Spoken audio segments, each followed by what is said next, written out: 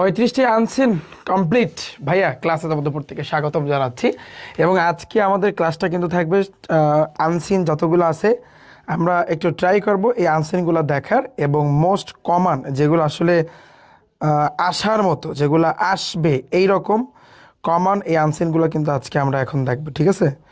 তো ভাইয়া সবাই কি আসছো একটু আমাকে কাইন্ডলি জানাও তো। সাউন্ড কি শুনতে পাচ্ছ আমার? কই কই কই কই কই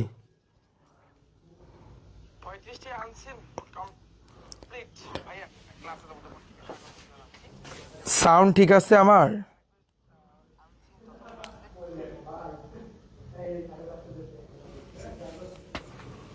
ঠিক আছে, সাউন্ড ঠিক আছে ভাইয়া? ওয়ালাইকুম আসসালাম, ওয়ালাইকুম আসসালাম, ওয়ালাইকুম আসসালাম। ওকে, ফাইন ফাইন ফাইন, ঠিক আছে ভাইয়া। আনসিন দেখো, লুক, তাকাও সবাই।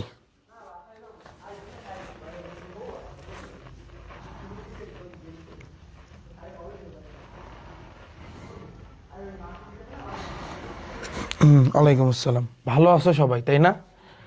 আমরা একটু আনসিনগুলো দেখি, আমরা জাস্ট শর্টকাটে দেখব।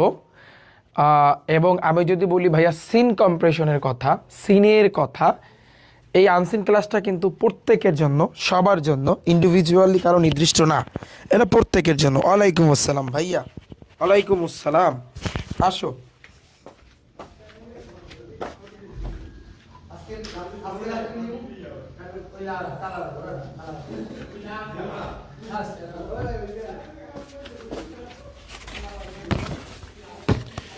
আসো,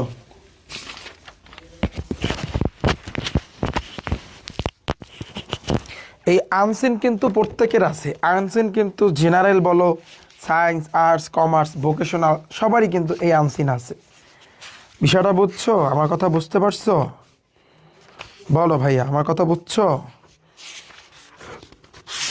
হ্যাঁ, আর আমাদের সিন মনে হয় 3-4টা আছে বা 2-3টা আছে, ওগুলো আমরা ইনশাল্লাহ সামনে কাভার করবো, অনেক প্যারা নিও না, ওগুলো আমি এটা করে দেবো অনেক।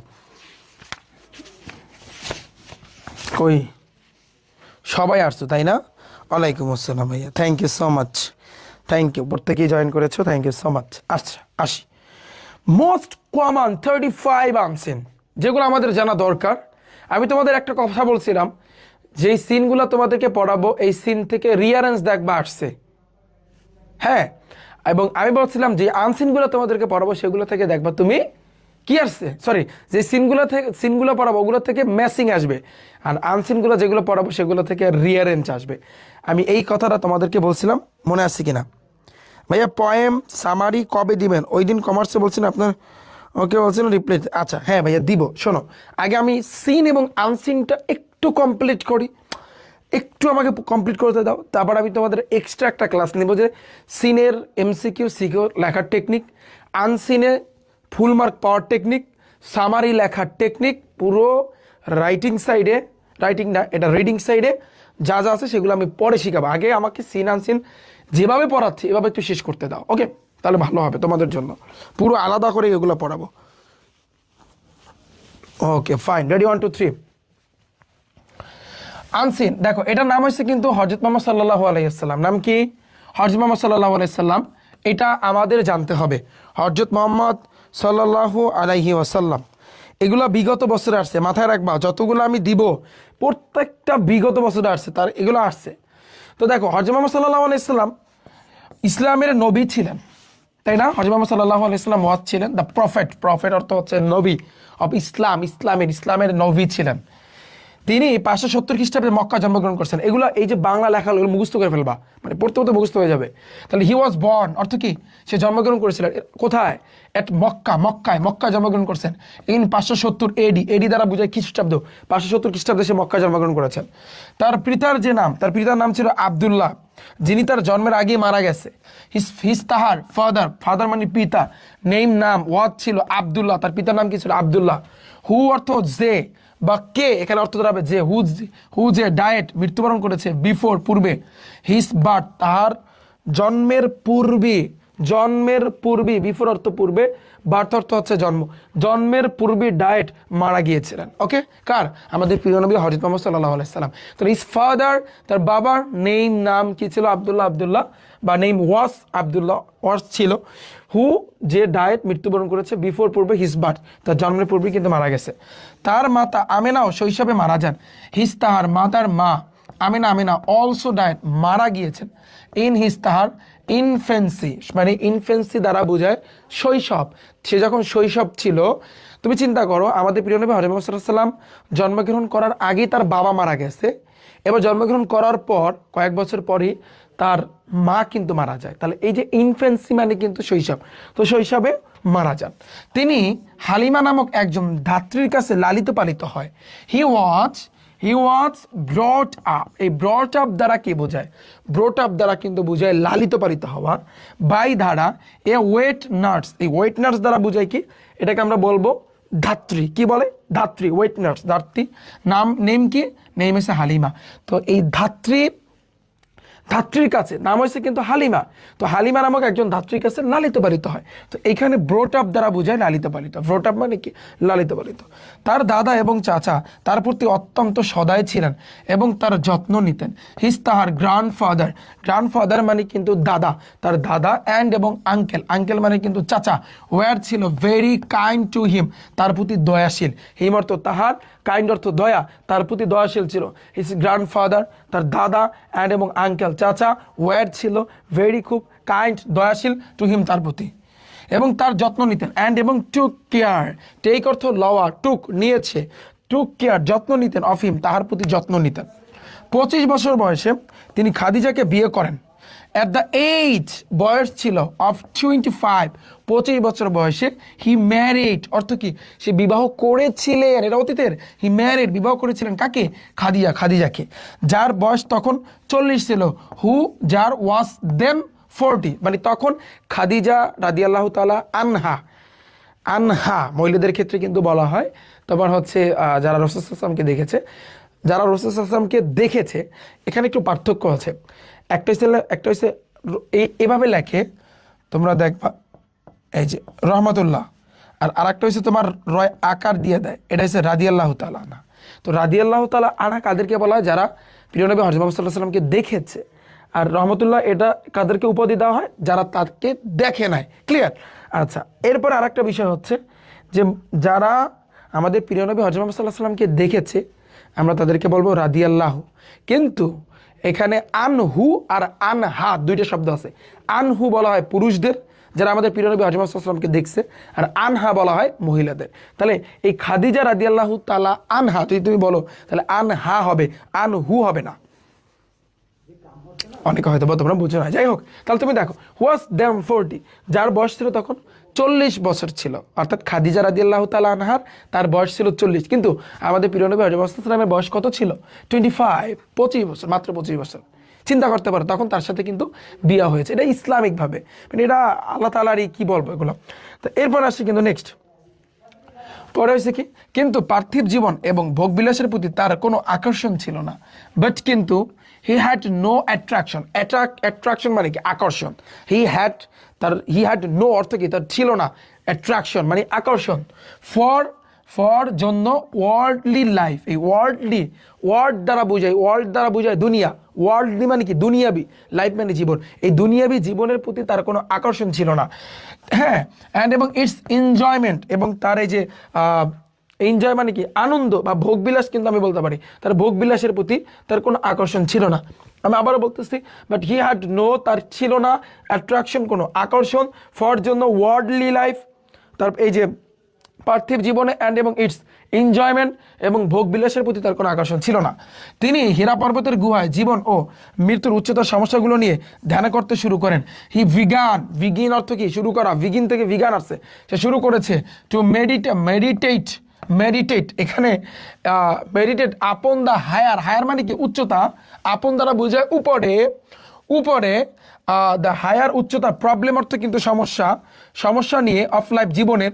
অ্যান্ড এবং that in the cave of Mount Hira, এটাকে আমরা বলতে পারি হীরা পর্বত। মাউন্ট হীরা পর্বতের এই ক্রেভ দ্বারা বোঝায় গুহায়। তো হীরা পর্বতের গুহায় হেরা পর্বতের গুহায়, খেয়াল করো, হেরা পর্বতের, মাউন্ট পর্বতের, কেভ অফ মানে গুহায়। তো হেরা পর্বতের গুহায়, লাইফ মানে কিন্তু জীবন, অ্যান্ড এবং ডেথ মৃত্যু, জীবন ও মৃত্যুর উচ্চতার সমস্যা নিয়ে, হায়ার প্রবলেম, উচ্চতার সমস্যা নিয়ে তিনি ধ্যান করতে শুরু করেন। হি বিগান শুরু করেন মেডিটেট, মেডিটেট দ্বারা বোঝায় ধ্যান করা, ধ্যান করা শুরু করেন। কে? আমাদের প্রিয় নবী মুহাম্মদ সাল্লাল্লাহু আলাইহি ওয়াসাল্লাম, যে তিনি হেরা পর্বতের গুহায়, মাউন্ট হেরা, হেরা পর্বতের কেভ অফ গুহায় তিনি কি করছে? তার জীবন, লাইফ অ্যান্ড ডেথ, তার জীবন এবং মৃত্যু নিয়ে, তার জীবন এবং মৃত্যুর উচ্চতার সমস্যা, হায়ার প্রবলেম, উচ্চতার সমস্যা নিয়ে তিনি ধ্যান করতে লাগলেন। হি বিগান শুরু করছে টু মেডিটেট, মেডিটেট দ্বারা বোঝায় তোমার ধ্যান করা, সে ধ্যান করতে লাগলেন। ক্লিয়ার ভাই, আমার কথা বুঝছো?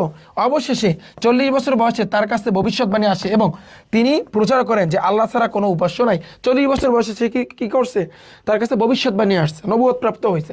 অ্যাট লাস্ট, অবশেষে, অর্থাৎ প্রফেসি কেম, প্রফেসি কেম দ্বারা কি বোঝায়? এটাকে বলা, আমরা বলতে পারি কি ভবিষ্যৎবাণী।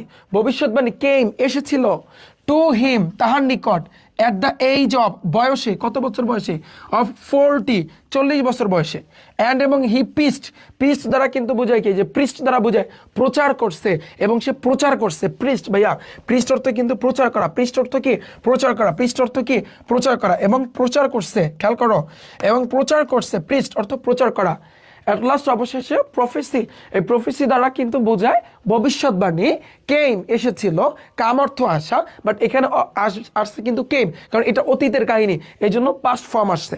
তো অ্যাট লাস্ট, অবশেষে প্রফেসি, প্রফেসি মানে ভবিষ্যৎবাণী, কেম এসেছিল টু হিম, তার কাছে, অ্যাট দ্য এইজ, তার বয়স অফ 40, 40 বছর বয়স। এবং হি প্রিসেজ, এটাকে আবার প্রচার করেন যে আল্লাহ ছাড়া কোনো উপাস্য নাই, দ্যার ইজ নো গড, কোনো উপাস্য নাই। গড, গড অর্থ প্রভু, গড অর্থ হচ্ছে কিন্তু মানে আমি বলতে পারি এখানে, এখানে বলছে কিন্তু তোমার যে তোমার হচ্ছে দেয়ার ইজ নো গড, কোনো উপাস্য নেই বা কোনো প্রভু নেই, এক্সেপ্ট, এক্সেপ্ট আল্লাহ, আল্লাহ ব্যতীত, আল্লাহ ব্যতীত, এক্সেপ্ট ব্যতীত বা ছাড়া, আল্লাহ, আল্লাহ ছাড়া কোনো উপাস্য নাই। ওকে, খাদিজাই প্রথম তার নতুন এই যে ধর্ম গ্রহণ করেন, কারণ খাদিজা রাদিয়াল্লাহু তাআলা আনহা তার সহধর্মিণী ছিল, তার স্ত্রী ছিল।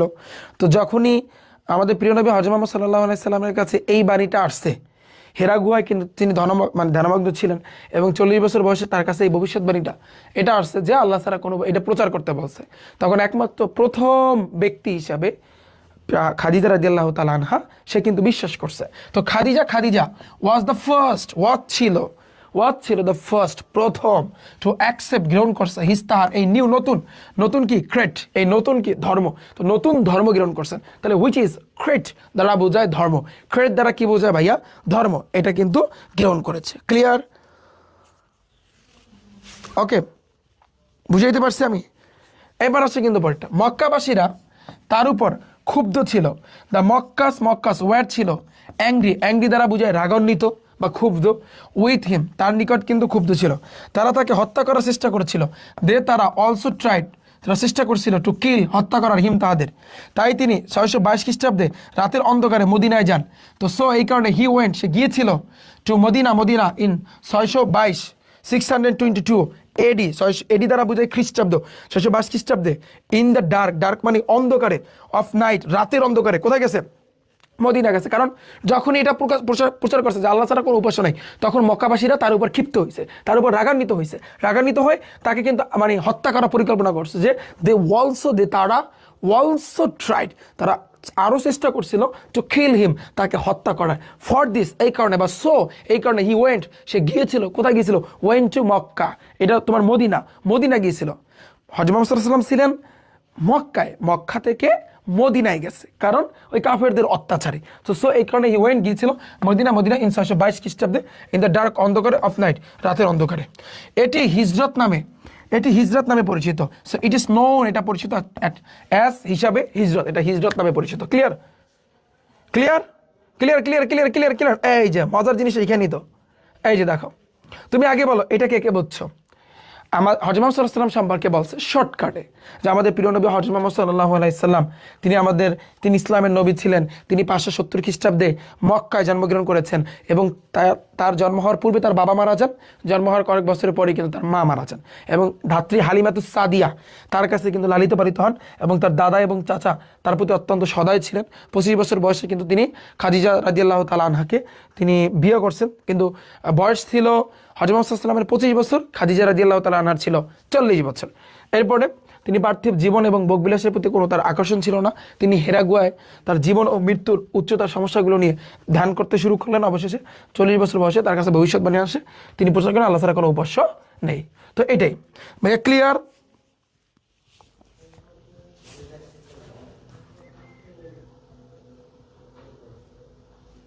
ভাইয়া বুঝছো? বুঝছো। এখন তোমাদের এই আনসিন আসলে সেখান থেকে কি আসবে? টেবিল আসবে।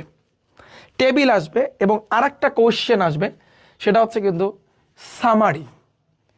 হ্যাঁ, আর ভোকেশনাল যারা আছে, আমি ভোকেশনালদের কথা বলতেছি। আমি ভোকেশনাল যে এইখানে যে আনসিন, আমার দেখা মতো এই আনসিন থেকে তোমার 4 মার্কের একটা গ্যাপ ফিলিং আসবে এরকমই, হয়তো বা সেটা একটু ভিন্ন টাইপের, বাট এরকম গ্যাপ ফিলিং আসবে। আর আসবে তোমার সামারি আসবে, কিন্তু সামারিটা লিখতে বলছে সি আনসিন কম্পারেশন, হ্যাঁ আনসিন থেকে। আর আমি যদি বলি জেনারেলদের কথা, আমি যদি সায়েন্স আর্টস কমার্সের কথা যদি বলি, যে তোমার আনসিন থেকে তোমরা কোশ্চেন জানো যে আসলে যে ভাই এখানে কি আসবে। তো একটা আনসিন আসলো, তো এই আনসিন থেকে হ্যাঁ তোমাদের তো মেইনলি যেটা সিন তো আসবে তোমাদের 2টা, সিন আসবে 2টা। তোমাদের মার্ক হইছে এখানে এমসিকিউতে সিন থেকে, আমি যদি সিনের কথা বলি 7 মার্ক, আর ওইখানে 10 মার্ক, এই 17 মার্ক। তারপর আরও একটা সিন আসবে, সেখান থেকে 5 মার্ক, একটা শূন্যস্থান আসবে, ওটা সিম্পল, ওটা দেখাই দিব অনেক। তাহলে 17 আর এখানে 5, 22 মার্ক।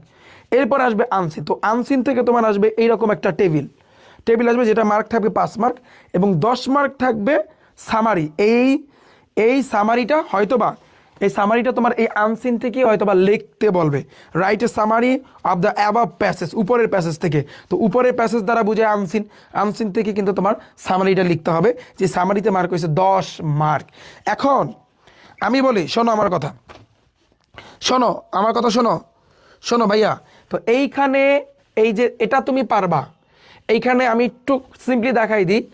এই যে এটা কিন্তু 5 মার্কে, এই টেবিলটা কিন্তু ভাইয়া 5 মার্কে, হ্যাঁ। আর এই যে সামারিটা হচ্ছে তোমার 10 মার্কে। তো 10 মার্ক যদি তুমি পাইতে চাও, তোমার 5টা স্টেপে লিখতে হবে। কয় স্টেপে? 5টা স্টেপে লিখতে হবে, বা 5টা লাইন তুমি লিখবা, 1টা 2টা 3টা 4টা 5টা। আমার সামারির উপরে একটা ভিডিও আছে কীভাবে 10-এ 10 পাইতে হয়। এছাড়াও আমি এক্সট্রা ক্লাস নেব পরে, জাস্ট তুমি দেখো, একেবারে 10-এ 10ই তুমি পাবা। কিন্তু তুমি ধরো লিখতে বলছে যে সামারি লেখো উপরের প্যাসেজ থেকে, এইখানে যা আছে সব তুমি লিখে দিলা, জীবনেও 10 মার্ক পাবা না, 1-2 দিবে সর্বোচ্চ। ঠিক আছে, সিস্টেম আছে। আর এইটার ক্ষেত্রে যেটা কাহিনী হয়, এইখানে থাকে হু, মানে কাকে নিয়ে বলছে সেটা। অ্যাক্টিভিটি মানে কি? কাজকর্ম, যে অ্যাক্টিভিটি দ্বারা বোঝাচ্ছে এখানে মানে সে কবে জন্মগ্রহণ করছে, কবে মৃত্যুবরণ করছে, কোথায় গেছে এগুলো। হোয়ার মানে কিন্তু কোথা দ্বারা বসছেন, আর হোয়েন মানে কখন। তাহলে তুমি দেখো মুহাম্মদ সাল্লাল্লাহু আলাইহি ওয়াসাল্লাম ওয়াজ বর্ন, তিনি জন্মগ্রহণ করছেন অ্যাট, এই হোয়ার মানে কোথায়, তাহলে কোথায় জন্মগ্রহণ করছে? কোথায় জন্মগ্রহণ? মক্কায় না? তাহলে তুমি চিন্তা করো, এই যে অ্যাট মক্কা, তাহলে এইটা লিখতে হবে অ্যাট মক্কা। এই যে অ্যাট মক্কা, অ্যাট মক্কা শেষ।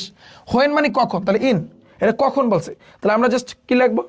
ইন এই 570 AD, 570 খ্রিস্টাব্দ শেষ, 570 AD, খেলা শেষ। পরেরটা আসি, হিজ ফাদার, তার বাবার এই activity dash before his birth. তাহলে এই অ্যাক্টিভিটি দ্বারা বোঝায় কাজ বুঝায়, কর্ম বুঝায়, কি করছে বা কি হয়েছিল, বা ঘটনা বুঝায়, মেনলি ঘটনা। এটা দ্বারা কিন্তু ঘটনা বা এই কাজ এরকমই বোঝায়। তাহলে তার বাবা বিফোর, পূর্বে হিজ বার্থ, তার জন্মের পূর্বে অবশ্যই মারা গেছে, আমরা পড়ছি। তাহলে এখানে মারা যাওয়ার জিনিসটা আসবে, তাহলে হিজ ফাদার। এখানে ডায়েট, এখানে ডায়েট হবে, এই যে ডায়েট হবে, এখানে কি হবে ভাইয়া? ডায়েট, মারা গেছে। ঠিক আছে, কি হবে বলো? কথা কয় না। এটার অ্যান্সারটা কি হবে?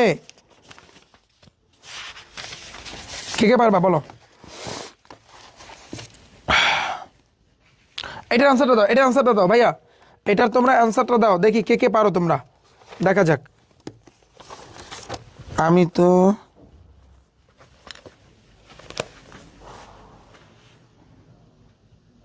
ভাই আমি তো ওইটা বলিনি, আমি বলছিলাম যে পয়েমের সামারি লিখে দেবার কথা, সামারি লেখার নিয়ম বল। হ্যাঁ, ও পয়েম, তোমাদের কবিতা আছে, আমার এটা মাথায় আছে, তোমাদের কবিতা আছে আর সিনের 3-4টা আছে, এটা আমার মাথায় আছে, ঠিক আছে, ওটা আমি করাই দেবো বলছি না।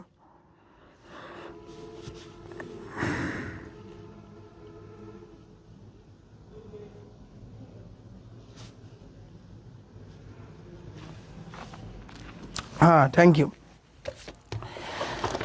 বুঝছো তোমরা, তোমরা বুঝছো ভাইয়া? ঠিক আছে, তাহলে বলো, তাহলে এখানে কি হবে বলো, তোমরাই বলো, এটা তোমরাই বলবা, এটা কি হবে বলো। যেহেতু এখানে আমি বলছি কাজকর্ম বা ঘটনা, তাহলে এখানে ডায়েট হবে, ডায়েট গেল। তারপর হিস মাদার, তার মা আমিনা ডায়েট, মারা গেছে। হোয়েন কখন, তাহলে হোয়েন কখন, যখন সে ওই যে এই যে ইনিস ইনফেন্সি, এটা হবে ইনফেন্সি, এটা দেখো এখানেও ইনিস ইনফেন্সি, ক্লিয়ার। এবার দেখো দ্য প্রফেট ওয়েন্ট টু, আমাদের প্রিয় নবী সাল্লাল্লাহু আলাইহি ওয়াসাল্লাম গিয়েছিল, হোয়ার অর্থ কোথায়, কোথায় গিয়েছিল, মক্কা থেকে মদিনা, মদিনা হবে। এখানে দেখো আমি এটা একটু দেখাই, এই যে মদিনা, ওয়েন্ট টু, এটা ওয়েন্ট টু মদিনা, তাহলে মদিনা, ক্লিয়ার। আবার চালাকি করে বেশি লিখতে যাইও না যে মদিনা কখন কোন সময় গেছে, হ্যাঁ আবার লিখতে যাইও না, চালাকি বেশি করা যাইবে না, তাহলে কিন্তু মার্ক পাবে না। তো এটার answer to the question number এত। তারপর তুমি ঠান্ডা মাথায় লিখবা 1 নম্বরে এই মক্কা, এইভাবে, ঠিক আছে। তারপর 2 নম্বরে 570, 2 নম্বর না, এটা হচ্ছে 1 নম্বর, ওই নাম্বার এইভাবে দেওয়া, এই যে 2 নম্বর 570 রেডি। তারপর এখানে 3 নম্বরে ডায়েট, তারপর 4 নম্বরে ইনফেন্সি, ফেন্সি, 5 নম্বরে ক্লিয়ার, ক্লিয়ার, আমার কথা বুঝছো, বুঝছো বুঝছো বুঝছো বুঝছো, ঠিক আছে। এটা 1 নম্বরে এইটা হবে, এই শেষ, এই হচ্ছে তোমার খেলা, আর কিচ্ছু না, একেবারে ইজি। তো আনসিনে আহামরি কিছু না, তোমার যদি আনসিন কমানো না পড়ে, তুমি যদি ইংরেজির কোনোভাবে অর্থটা ভালো করে বুঝতে পারো যে ভাই আমার একটা আনসিন আইছে, এটা কি সম্পর্কে আইছে, তুমি একটু পড়বা, অর্থটা যদি কোনোভাবে মিলাইতে পারো, তাহলে তুমি এখান থেকে এই যে এখানে তো 5-এ 5, 1 মার্কও কমাইতে পারবে না, আর এখানে 10-এ 10 পাবা, কিন্তু এই জন্য আমাদের অর্থ পারতে হবে। ওকে ডান। পরেরটা আসে আবু সাইদ। আবু সাইদের কাহিনী তো তোমরা প্রত্যেকেই জানো, তাই না? জানো কিনা বলো। তো আবু সাইদের কাহিনীটা কিন্তু আমরা এখন দেখবো। আবু সাইদ রংপুর জেলার পীরগঞ্জ উপজেলার বামনপুর গ্রামে জন্মগ্রহণ করেন। তো আবু সাইদ ওয়াজ বর্ন অর্থ কি, জন্মগ্রহণ করেন ইন বামনপুর ভিলেজ, বামনপুর গ্রামে, পীরগঞ্জ উপজেলায়, বামনপুর গ্রামে, হ্যাঁ, অফ রংপুর ডিস্ট্রিক্ট, রংপুর জেলার। তাহলে দেখো জেলাটা হয়েছে রংপুর, উপজেলা হয়েছে পীরগঞ্জ, আর গ্রামের নাম হয়েছে বামনপুর। ওকে, তার বাবা হয়েছে কিন্তু মকবুল হোসেন এবং তার মা হয়েছে মনোয়ারা বেগম। তাহলে হিজ ফাদার, তার বাবা ইজ হচ্ছে মকবুল হোসেন, তার বাবা হয়েছে মকবুল হোসেন, অ্যান্ড এবং হিজ তাহার মাদার, মা ইজ হচ্ছে মনোয়ারা বেগম। 6 ভাই ও 3 বোনের মধ্যে পরিবারের সবচেয়ে ছোট ছিলেন তিনি। সে ছিল দ্য ইয়ংগেস্ট, মানে কি ছোট, অফ এ ফ্যামিলি, একটা পরিবারে, অফ 6 ব্রাদার, 6 ভাই, অ্যান্ড এবং 3 সিস্টার, 3 জন বোনের ভিতরে তিনি ছিলেন কি ছোট। তিনি স্থানীয় সরকারি প্রাথমিক বিদ্যালয় থেকে ট্যালেন্টফুলে বৃত্তি এবং পরবর্তীতে খালিশপুর বিলাটেরাল উচ্চ বিদ্যালয় থেকে মাধ্যমিকে গোল্ডেন জিপিএ পান। ট্যালেন্ট ছিল, হি ওন অর্থ কিন্তু জেতা, ওন এ ট্যালেন্টফুল, সে কিন্তু বৃত্তি পেয়েছিল, ট্যালেন্টফুল বৃত্তি পেয়েছিল, এই যে স্কলারশিপ মানে কিন্তু বৃত্তি, তো ট্যালেন্টফুল স্কলারশিপ মানে বৃত্তি পেয়েছিল বা জিতেছিল। ফ্রম হতে দ্য লোকাল অর্থ সাধারণ বা স্থানীয় গভর্নমেন্ট সরকারি প্রাইমারি স্কুল, সরকারি মানে স্থানীয় সরকারি প্রাইমারি প্রাথমিক স্কুল থেকে। লেটার দ্বারা বোঝা পরবর্তীতে হি পাস্ট, সে কিন্তু পাস করেছিল এসএসসিতে উইথ কি নিয়ে, উইথ গোল্ডেন জিপিএ 5, মানে জিপিএ 5 পেয়েছিল। ওকে, ফ্রম হতে কোথা থেকে, খালাসপীর বিলাটেরিয়াল হাই স্কুল, এটাকে বলা হয় তোমার খালিশপুর বিলাটেরাল উচ্চ মাধ্যমিক বিদ্যালয় থেকে। হাই বলছে না, উচ্চ মাধ্যমিক। তারপর তিনি রংপুর সরকারি কলেজ থেকে উচ্চ মাধ্যমিকে জিপিএ 5 পান। দেন তারপরে সে পাস করেছে এইচএসসি ফ্রম হতে কোথা থেকে, রংপুর গভর্নমেন্ট মানে সরকারি কলেজ থেকে উইথ জিপিএ 5 নিয়ে। পরবর্তীতে তিনি বেগম রোকেয়া বিশ্ববিদ্যালয় ইংরেজি বিভাগে ভর্তি হন। লেটার পরিবর্তিতে হি ওয়াজ অ্যাডমিটেড অর্থ ভর্তি হয়েছে টু দ্য ইংরেজিতে ডিপার্টমেন্ট মানে হচ্ছে কিন্তু ইংরেজি বিভাগে, ডিপার্টমেন্ট মানে কিন্তু বিভাগ, ইংরেজি বিভাগে অ্যাট বেগম রোকেয়া ইউনিভার্সিটি, বেগম রোকেয়া বিশ্ববিদ্যালয় তিনি ইংরেজি বিভাগে ভর্তি হন। তিনি বেগম রোকেয়া বিশ্ববিদ্যালয় ইংরেজি বিভাগের 12তম ব্যাচের শিক্ষার্থী ছিলেন। সে ছিল 12 ব্যাচ 12তম ব্যাচের স্টুডেন্ট শিক্ষার্থী ইন ইংরেজি ডিপার্টমেন্টের বেগম রোকেয়া ইউনিভার্সিটি, বেগম রোকেয়া বিশ্ববিদ্যালয় ইংরেজি বিভাগের 12তম ব্যাচের একজন শিক্ষার্থী ছিলেন। বুঝছো? Easy, simple.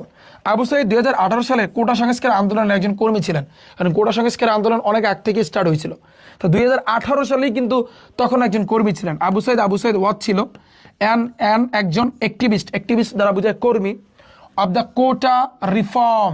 এই কোটা রিফর্ম মানে কি, সংস্কার। কোটা তো কোটা সংস্কার মুভমেন্ট মানে আন্দোলনে। তাই কোটা সংস্কার আন্দোলনে 2018 সালের একজন অ্যাক্টিভিস্ট, একজন কর্মী ছিলেন। এই প্রত্যেকটা শব্দের অর্থ পড়ো তো, না যদি নাই পড়ো তাহলে আমার পড়ানোর কোনো মূল্য নাই ভাই, বোঝো নাই? এবার দেখো 2024 সালে 6 জুন নতুন করে কোটা সংস্কার আন্দোলন শুরু হয়। তাহলে এখান থেকে একটা এমসিকিউ, যে কত সালে এই যে সরকারের যে পতন হয়েছে, তো এটা 2000 এখানে মানে যে কোটা সংস্কার আন্দোলনটা স্টার্ট হয়েছিল কবে, 2024 সালে 6 জুন। তো আফটার দ্য নতুন কোটা রিফর্ম মানে সংস্কার মুভমেন্ট আন্দোলন, তাহলে কোটা সংস্কার আন্দোলন বিগিন অর্থ শুরু করা, বিগিন থেকে আসছে ভিগান, এটা অতীতের কাহিনী, এই জন্য ভিগান এর পাস্ট ফর্ম শুরু হয়েছিল কবে, 6 জুন 2024। তিনি বেগম রোকেয়া বিশ্ববিদ্যালয় বৈষম্য বিরোধী ছাত্র আন্দোলনের সহ সমন্বয়কারী হিসাবে যুক্ত হন। সে হয়েছিল ইনভলভড মানে কিন্তু জড়িত ছিল বা যুক্ত ছিল, অ্যাজ অর্থ হিসাবে, কি হিসাবে, দ্য কোঅর্ডিনেটর, এটাকে আমরা বলতে পারি সহ সমন্বয়কারী। কোঅর্ডিনেটর অর্থ কি, সহ সমন্বয়কারী অফ দ্য এন্টি ডিসক্রাইমিনেশন মানে কি, এন্টি ডিসক্রাইমিনেশন মানে বৈষম্য বিরোধী। ওই এন্টি দ্বারা বোঝায় বিরোধী, এন্টি মানে কি বিরোধী, ডিসক্রাইমিনেশন মানে কি বৈষম্য। তো বৈষম্য বিরোধীর কি ছিলেন, কোঅর্ডিনেটর সহ সমন্বয়কারী হিসাবে তিনি কি হয়েছেন, ইনভলভ মানে যুক্ত হওয়া বা জড়িত কিন্তু হয়েছে, স্টুডেন্ট হিসাবে বা একজন ছাত্র হিসাবে, ছাত্র আন্দোলনকারী মুভমেন্ট আন্দোলনকারী অ্যাট বেগম রোকেয়া ইউনিভার্সিটি, বেগম রোকেয়া বিশ্ববিদ্যালয় থেকে। আমি আবারও বলতেছি যে তিনি বিকাম অর্থ হওয়া, এটা হচ্ছে এটা পাস্ট ফর্ম। সে হয়েছিল ইনভলভ জড়িত বা যুক্ত, অ্যাজ হিসাবে, কি হিসাবে, অ্যাজ অর্থ হিসাবে, দ্য কোঅর্ডিনেটর, অর্থ কিন্তু সহ, আর কোঅর্ডিনেটর মানে সমন্বয়কারী, তাহলে সহ সমন্বয়কারী হিসাবে অফ দ্য এন্টি ডিসক্রাইমিনেশন, তাহলে এন্টি দ্বারা বোঝায় কি, বিরোধী, ডিসক্রাইমিনেশন মানে বৈষম্য। তো বৈষম্য বিরোধী স্টুডেন্ট ছাত্র মুভমেন্ট মানে আন্দোলন, বৈষম্য বিরোধী ছাত্র আন্দোলনের কোথায়, অ্যাট বেগম রোকেয়া ইউনিভার্সিটি, বেগম রোকেয়া বিশ্ববিদ্যালয়। তিনি 2024 সালে 15 জুলাই ফেসবুকে একটি পাবলিক পোস্ট প্রকাশ করেন। সে প্রকাশ করেছে এই ফেসবুক পোস্ট, একটা ফেসবুকে পোস্ট দিছে, পোস্টটা এখনো আছে মনে হয়, 15 জুলাই 2024 15 জুলাই একটা পোস্ট প্রকাশ করছে। ওকে, 16 জুলাই দুপুর 2:30 থেকে 3টার মধ্যে বেগম রোকেয়া বিশ্ববিদ্যালয়ের সামনে কোটা সংস্কার আন্দোলনকারী ও পুলিশের মধ্যে সংঘর্ষ হয়।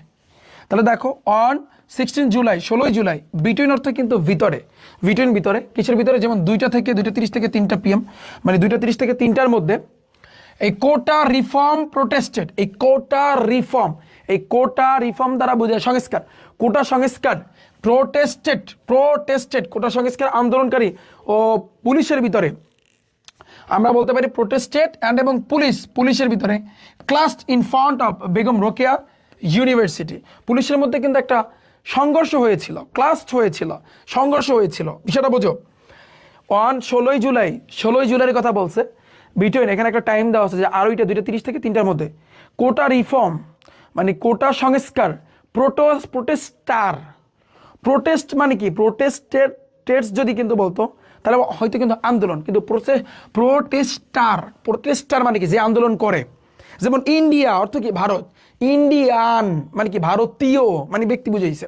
তো বিষয়টা হচ্ছে এরকম যে এখানে প্রোটেস্টার্স মানে আন্দোলনকারী, যারা আন্দোলন করে আন্দোলনকারী, অ্যান্ড এবং পুলিশের ভিতরে ক্লাস্ট হয়েছে ভাইয়া। ক্লাস্ট মানে কি সংঘর্ষ হওয়া, ক্লাস্ট মানে কি সংঘর্ষ হয়েছে। ইনফ্রন্ট অফ অর্থ কি সামনে, ইনফ্রন্ট অফ ভাই কি সামনে, ইনফ্রন্ট অফ কি সামনে, কার সামনে, ওই বেগম রোকেয়া ইউনিভার্সিটি, বেগম রোকেয়া বিশ্ববিদ্যালয়ের ঠিক সামনে এই কোটা সংস্কার আন্দোলনকারী অ্যান্ড এবং পুলিশ তাদের ভিতরে ক্লাস্ট হয়েছে, সংঘর্ষ হয়েছে। ইন ফ্রন্ট অফ সামনে বেগম রোকেয়া ইউনিভার্সিটি, বেগম রোকেয়া বিশ্ববিদ্যালয়ের সামনে। Clear, line clear, okay fine. আন্দোলনরত শিক্ষার্থীদের ছত্রভঙ্গ করতে পুলিশ কাঁদানে গ্যাস ও লাঠিচার্জ করে, এটা আমরা ভিডিওতে দেখছি। এখন আমরা যদি ইউটিউবে সার্চ দিই তাহলে আমরা এই ভিডিওগুলো আমাদের চোখের সামনে বেশি আসবে। তো পুলিশ কি করছে, ফায়ার করছে। পুলিশ ফায়ার করছে, ফায়ার করছে এই যে টিয়ার গ্যাস, এই যে কাঁদানে গ্যাস যেটাকে আমরা বলতে পারি, অ্যান্ড এবং বাটন চার্জ, এটাকে বলতে পারি আমরা বাটন চার্জ, লাঠি চার্জ করছে, লাঠি চার্জ। তো পুলিশ ফায়ার করছে তোমার হচ্ছে টিয়ার গ্যাস, কাঁদানে গ্যাস ও লাঠি চার্জ করেছে to disperse protesting student. Despair মানে কি আলাদা করা বা ছত্রভঙ্গ করতে। প্রোটেস্টিং মানে কি আন্দোলনকারী বা আন্দোলনরত, প্রোটেস্টিং স্টুডেন্ট আন্দোলনরত শিক্ষার্থীদের ডিসপার্স করার জন্য, ছত্রভঙ্গ করে দেওয়ার জন্য। ডিসপার্স অর্থ কিন্তু ছত্রভঙ্গ, ক্লিয়ার। আচ্ছা, অধিকাংশ শিক্ষার্থী স্থান ত্যাগ করে যেখানে আবু সাইদ দাঁড়িয়েছিল। মোস্ট অফ দ্য মানে অধিকতর, মোস্ট অফ দ্য স্টুডেন্ট অধিকাংশ শিক্ষার্থী লেফট অর্থ কিন্তু ভাইয়া ত্যাগ করা, তারা ত্যাগ করছে। দ্য প্লেস মানে স্থান, তার স্থান ত্যাগ করেছে। হোয়াইল যখন আবু সাইদ রিমাইন্ড মানে কি আবু সাইদ কিন্তু সেখানে দাঁড়িয়েছিল, রিমাইন্ড ছিল মানে অধিকাংশ শিক্ষার্থী, most of the student left, তারা কিন্তু ত্যাগ করছে, তারা স্থান কিন্তু ত্যাগ করছে সে যেখানে আবু সাইদ দাঁড়িয়েছিল। আবু সাইদ হোয়াইল অর্থ যেখানে, আবু সাইদ রিমাইন্ডেড, এটা দ্বারা বোঝায় স্থান নেওয়া বা মানে ওই জায়গাতে থাকা এরকম বোঝায়, বা দাঁড়িয়েছিল যেখানে কিন্তু আবু সাইদ দাঁড়িয়েছিল, ক্লিয়ার। আচ্ছা, এবার আসি। পুলিশ বিপরীত পাশ থেকে গুলি ছুটছিল। দ্য পুলিশ ওয়ার ফায়ারিং, তারা ফায়ার করতেছিল bullet from the opposite direction. Opposite মানে বিপরীত, ডিরেকশন মানে কিন্তু দিক। অপোজিট ডিরেকশন থেকে তারা কি করছিল, এই অপোজিট মানে কি ভাইয়া বিপরীত, ডিরেকশন মানে কি দিক। তো বিপরীত দিক অথবা বিপরীত পাশ থেকে, এটা ডিরেকশন পাশও হইতে পারে, বিপরীত পাশ থেকে তারা ফায়ার করতেছিল বা মানে গুলি ছুটছিল। ফায়ারিং বুলেট ফায়ার করছিল, বুলেট মানে গুলি ছুটছিল, সোজা কথা। আচ্ছা, একজন তুমি বারবার লিখতেছো যে ভাইয়া কি লিখতেছো বারবার, একটা প্রশ্ন আমাকে আমি 2027 সালে একজন এসএসসি পরীক্ষার্থী। আমি রিফাত ভাই গেম রিস্টার বাজে ভর্তি হয়েছিলাম 2025 সালের অক্টোবর মাসে। তখন রিফাত ভাই বলছিল যে আর কোর্স কিনা লাগবে না, আমাদের অটোমেটিক 27। তো এখন আমার কথা হচ্ছে এইখানে, আমি তোমাদের যারা 2027 ব্যাচের শিক্ষার্থী আছো, আমি তো ভাইয়া তোমাদেরকে বলছি যে তোমাদের আমি কি করব, তোমাদের আমি ফুল কাভার করে দিব। বলছি না আমি এই কথা, বলছি কি না? শর্ট সিলেবাসটা শেষ হলেই তুমি দেখতে পারবা রিফাত ভাইয়া কিন্তু বাকি যে চ্যাপ্টারগুলো আছে, বাকি যা আছে তা তোমরা যেই গ্রুপে আসো গেম রেজিস্টার বাজে, সেখানে আমি কাভার করে দিচ্ছি। সেখানেই আমি কাভার করে দিচ্ছি, তাহলে তোমার অসুবিধা কোথায়? আমি তো বলতেছি না আমাদের নতুন ব্যাচ তোমার কিনতে হবে, ওটা নিউ ব্যাচ, ওটার পড়ানোর ধরন বা ওটা অন্যভাবে, ওটা আমরা টাইম নিব। এবার 6 থেকে 8 মাস আমরা টাইম নিচ্ছি, বোঝো না বিষয়টা? তো সেটাই, কিন্তু এইখানে তো এই ব্যাচ শেষ হওয়ার পর আমি তো কাভার করে দিব, আমি তো আমার জবান রাখবো, আমি তো বলছি যে আমি তোমাদের সম্পূর্ণটাই কাভার করে দিব। আমি বলছি না, বলছি কি না, ইনশাল্লাহ আমি কাভার করে দেবো, টেনশনের কিচ্ছু নাই।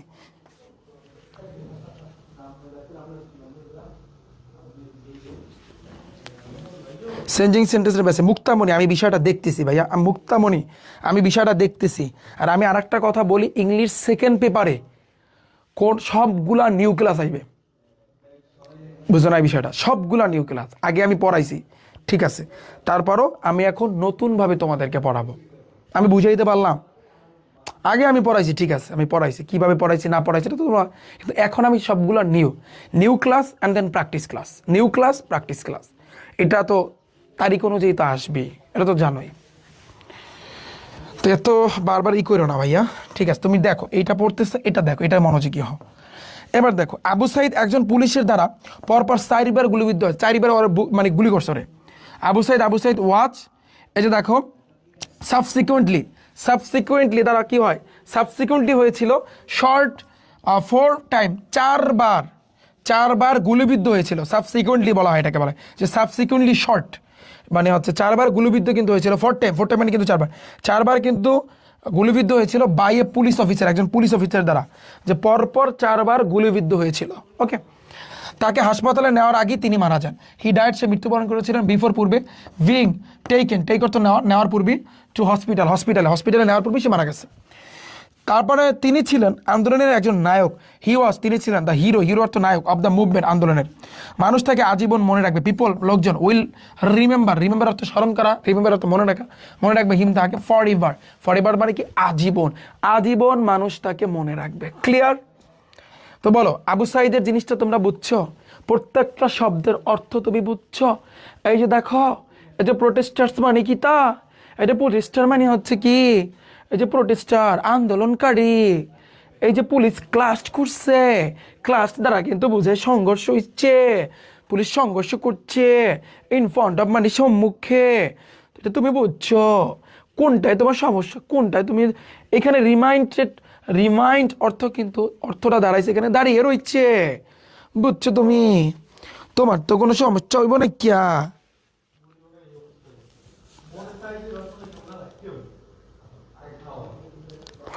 বুঝছো তুমি? শেষ আমাদের। এখন তুমি এটা এমনিতেই পারবা, এছাড়াও এখান থেকে সামারি লিখতে বলছে, সামারি লেখার তো সিস্টেম আছে। নেক্সট আসি doctor Mohammad Yunus, most important, এদের লাগবে, এদের পড়তে হবে, কিছু করার নাই। অ্যান্ড দেন সরকার যদি চেঞ্জ আসে, সাপোজ সামনে নির্বাচন, তোমাদের পরীক্ষা তো নির্বাচনের পর, আরও অনেক পরে, তো সরকার যদি চেঞ্জ হয় তখন আমাদের নতুন কিছু কয়েকটা পড়তে হইবে, কারণ ওগুলো আসতে পারে, সিস্টেমে ভাই কাজ করতে হবে, বোঝো না? এটাই ধরো সরকার চেঞ্জ আসলো, তাহলে সরকার চেঞ্জ আসলেই তো যদি বিএনপি ক্ষমতায় আসে তাহলে শহীদ জিয়া, ওই জিয়ার হিস্টোরি ওটা আসতে পারে, আনসিন আসতে পারে, বলা যায় না। এরপরে আসতে পারে, মানে যে কোনো কিছু আসবে, সরকার চেঞ্জ হইলেই আসবে, বুঝো না? তখন একটা দুইটা আমাদের নতুন করে আবার পড়তে হবে, এটাই মানে জমানাটাই এটা, এই যুগের সাথে তাল মিলিয়ে তোমার চলতে হবে। ফাইন। মোহাম্মদ ইউনূস, তিনি 28 জুন 1940 সালে একজন বাংলাদেশি অর্থনীতিবিদ, উদ্যোক্তা, রাজনীতিবিদ এবং সুশীল সমাজে প্রতিনিধি, যিনি 2024 সালে 8ই আগস্ট থেকে বাংলাদেশের অন্তর্বর্তীকালীন সরকারের 5ম প্রধান উপদেষ্টা হিসেবে দায়িত্ব পালন করেন। কিন্তু তিনি এই যে জন্মটা দেওয়া আছে যে 1940 সালে জন্মগ্রহণ করেছে। তো মোহাম্মদ ইউনূস জন্মগ্রহণ করেছে 28 জুন 1940, ইজ এ বাংলাদেশি, একজন বাংলাদেশি কি ইকোনমিস্ট মানে অর্থনীতিবিদ।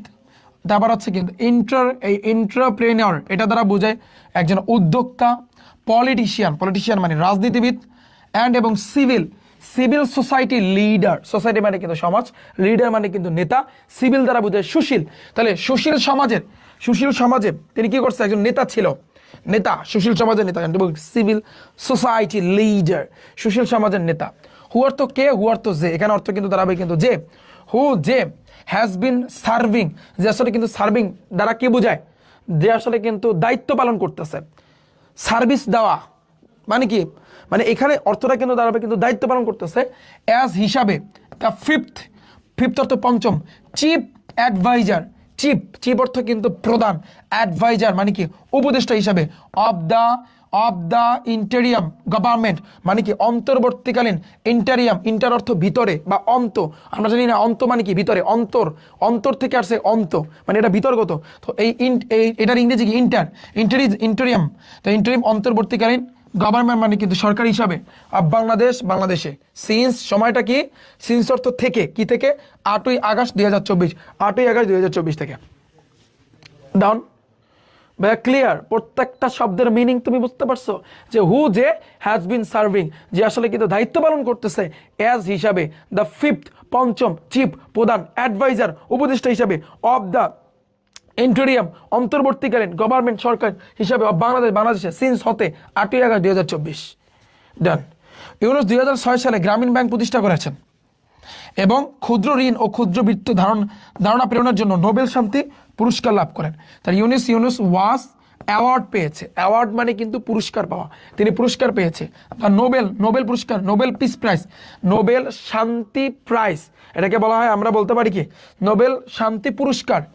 নোবেল পিস প্রাইজ মানে কি, নোবেল পিস অর্থ শান্তি, প্রাইজ মানে কিন্তু প্রাইজ, নোবেল শান্তি পুরস্কার ইন 2006, এখানে আমরা বলবো 2006 সালে, ফর জন্য ফাউন্ড অর্থ কি প্রতিষ্ঠা করা, প্রতিষ্ঠার জন্য, দ্য গ্রামীণ ব্যাংক প্রতিষ্ঠার জন্য, অ্যান্ড এবং pioneering the concept of the Microsoft, এবং তিনি 2009 সালে যুক্তরাষ্ট্রের প্রেসিডেন্সিয়াল মেডেল অফ ফ্রিডম এবং 2010 সালে কংগ্রেশনাল গোল্ড মেডেল সহ বিভিন্ন জাতীয় আন্তর্জাতিক সম্মাননায় ভূষিত হন। অ্যান্ড এবং pioneering the concept of the micro credit and micro finance. এইটার অর্থটা হবে এটা যে concept of the micro credit, এটাকে আমরা বলতে পারি ক্ষুদ্র ঋণ এবং ক্ষুদ্রবিত্ত ধারণা প্রেরণার জন্য, মানে ক্ষুদ্র ঋণ ও ক্ষুদ্রবিত্ত ধারণা, ঠিক আছে, এই মাইক্রো দ্বারা বোঝায় কিন্তু ক্ষুদ্র, তাহলে ক্ষুদ্র ঋণ এবং ক্ষুদ্রবিত্ত ধারণা এটা প্রেরণার কিন্তু জন্য। ওকে, আচ্ছা, এবার বলছে কি ইউনুস হ্যাজ রিসিভ অর্থ কিন্তু গ্রহণ করা, তিনি গ্রহণ করেছেন। সিভারেল অর্থ কতিপয়, আদার অনন্য, ন্যাশনাল জাতীয়, অ্যান্ড এবং ইন্টারন্যাশনাল আন্তর্জাতিক, ওয়ানার দ্বারা বোঝায় সম্মান, তিনি সম্মান কিন্তু পেয়েছে, সম্মাননা যেটাকে আমরা বলতে পারি সম্মাননা পেয়েছে। ইনক্লুডিং অন্তর্ভুক্ত আছে তার ভিতরে দ্য ইউনাইটেড স্টেট, তার ভিতরে কি আছে ইউনাইটেড স্টেট বা যুক্তরাষ্ট্র আমরা বলতে পারি। তো এই ইউনাইটেড স্টেট যুক্তরাষ্ট্রের কি অর্থাৎ প্রেসিডেন্সিয়াল মেডেল, এটাকে আমরা presidential medal of freedom in 2009 সালে, অ্যান্ড এবং দ্য এই যে কংগ্রেশনাল গোল্ড মেডেল কিন্তু পেয়েছে 2010-এর দিকে। ক্লিয়ার? প্রত্যেকটা শব্দের অর্থ তুমি বুঝতে পেরেছ? ঠিক আছে, ডান। এবার আসি কিন্তু নেক্সট 2012 সালে ইউনুস স্কটল্যান্ডের গ্লাসগো ক্যালেডোনিয়ান বিশ্ববিদ্যালয়ে আচার্য হন এবং 2018 সাল পর্যন্ত এই পদে অধিষ্ঠিত কিন্তু ছিলেন। 2012 ইউনুস বিকেম অর্থ কিন্তু হওয়া, হয়েছিল কাউন্সিলর হিসাবে অফ দ্য গ্লাসগো এই যে ক্যালেডোনিয়ান ইউনিভার্সিটি, গ্লাসগো নাম হয়েছে কি গ্লাসগো ক্যালেডোনিয়ান বিশ্ববিদ্যালয়, হ্যাঁ, ইন স্কটল্যান্ডে কি হিসাবে একজন চ্যান্সেলর হিসাবে, ঠিক আছে। এবং তার যে পজিশন ছিল, তার যে অবস্থা ছিল, সে ধরে রাখেছিল, তার এই অবস্থাটাকে সে ধরে রেখেছিল আনটিল অর্থ যতক্ষণ না পর্যন্ত, আনটিল 2018 সাল পর্যন্ত তিনি এই অবস্থানটা, তার এই পজিশনটা ধরে রাখছিল। পূর্বে তিনি বাংলাদেশের চট্টগ্রাম বিশ্ববিদ্যালয়ে অর্থনীতি বিভাগের অধ্যাপক ছিলেন। প্রিভিয়াসলি মানে পূর্ববর্তীতে সে ছিল এ প্রফেসর অর্থ একজন অধ্যাপক অফ ইকোনমিক অর্থ অর্থনীতি। তো অর্থনীতিতে একজন অধ্যাপক ছিলেন একটা চট্টগ্রামের ইউনিভার্সিটি, চট্টগ্রাম বিশ্ববিদ্যালয় এর বাংলাদেশ। তিনি তার অর্থকর্ম সম্পর্কিত বেশ কয়েকটি বই প্রকাশ করেছেন। সে প্রকাশ কিন্তু করেছেন সিভারেল কতিপয় বুকস, বই রিলেটেড সম্পর্কিত, কিসের সাথে সম্পর্কিত, টু হিজ ফিনান্স ওয়ার্ক, তার আসলে কিন্তু ফিনান্স ওয়ার্ক, এটাকে আমরা বলতে পারি অর্থকর্ম সম্পর্কিত বেশ কিছু বই প্রকাশ করছিলেন। তিনি গ্রামীণ আমেরিকা এবং গ্রামীণ ফাউন্ডেশনের প্রতিষ্ঠাতা বোর্ড সদস্য, যা ক্ষুদ্র ঋণকে সহায়তা করে থাকে। তাহলে সে হচ্ছে একজন প্রতিষ্ঠাতা বোর্ডের সদস্য অফ গ্রামীণ আমেরিকা অ্যান্ড এবং গ্রামীণ ফাউন্ডেশনের। দেখো সেই এই ডক্টর মোহাম্মদ ইউনুস গ্রামীণ আমেরিকা এবং গ্রামীণ প্রতিষ্ঠার মানে ফাউন্ডেশনের একজন প্রতিষ্ঠাতা বোর্ডের সদস্য। ওকে, যেটি সাপোর্ট করে ওই যে ক্ষুদ্র ঋণকে, যেটাকে আমরা বলতে পারি মাইক্রো ক্রেডিট, এটাকে আমরা বলতে পারি ক্ষুদ্র ঋণকে কি করে সাপোর্ট করে থাকে। তিনি জাতিসংঘ ফাউন্ডেশনের পরিচালনা পদেও 1998 থেকে 2021 সাল পর্যন্ত দায়িত্ব পালন করেছেন।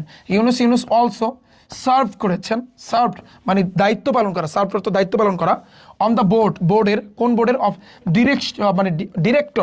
ডিরেক্টর হিসাবে, মানে যেটাকে বলা হয় পরিচালনার হিসাবে অফ দ্য ইউনাইটেড নেশন, এটাকে আমরা বলতে পারি জাতিসংঘের কথা বলছে ফাউন্ডেশন। তাহলে ইউনাইটেড নেশন মানে জাতিসংঘের ফাউন্ডেশন মানে ফাউন্ডেশনের তিনি কি করছেন, ডিরেক্টর ছিলেন, পরিচালনা পদে ছিলেন। এবং সেখানে তিনি সার্ভ করেছেন, মানে দায়িত্ব পালন করেছেন। 2022 সালে তিনি উন্নয়ন আন্দোলনের জন্য ইম্পোর্টস তৈরি করতে গ্লোবাল ইম্পোর্টস ফেডারেশনের সাথে অংশীদারিত্ব করেছিলেন। তাহলে দেখো ফার্ম, এখানে তারিখটা দেওয়া আছে 1998 থেকে 2021 সাল পর্যন্ত। আর ইন 2022-এ হি পার্টনার ছিলেন। পার্টনার মানে কি বলতো? পার্টনার মানে কি, এটা দ্বারা কি বোঝায়? ওই যে পার্টনার হিসেবে কাজ করে, অংশীদারিত্ব যেটা আমরা বলতে পারি। অংশীদারিত্ব ছিল উইথ সাথে গ্লোবাল এক্সপোর্টস ফেডারেশন, এটাকে আমরা বলতে পারি গ্লোবাল ইম্পোর্টস, এটা হবে ইম্পোর্টস ফেডারেশন ইন বিল্ড, নির্মাণ করার ক্ষেত্রে, স্পোর্টস ফর দ্য ডেভেলপমেন্ট, উন্নয়নের জন্য। এই যে তোমার, আচ্ছা এটা স্পোর্টস হবে না ইম্পোর্টস হবে, এটাই তো বুঝতেছি না, একটু ভুল লাগছে এই জায়গাতে ভাইয়া, বুঝো না? এইখানে ভুল আছে।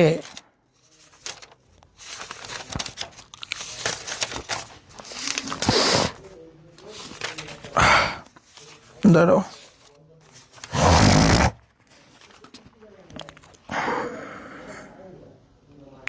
স্পোর্টস দিছে, হ্যাঁ ঠিক আছে।